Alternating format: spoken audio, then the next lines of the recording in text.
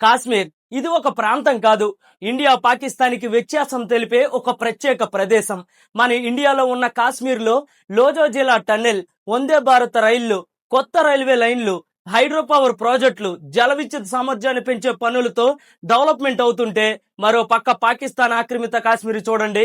ఈ ప్రాంతంలో భారీ నదులు, మంగ్లా వంటి జల విద్యుత్ ప్రాజెక్టులు ఉన్నప్పటికీ ప్రజలు సంవత్సరాలుగా రోజుకు 12 గంటలు విద్యుత్ కోత అనుభవిస్తున్నారు. మరో దారుణమైన విషయం ఏంటంటే, ఇక్కడ ఉత్పత్తి అయిన విద్యుత్ పాకిస్తాన్ లో ఉన్న పంజాబ్ కి తరలించి వాళ్ళు 24 అవర్స్ కరెంట్ అనుభవిస్తున్నారు.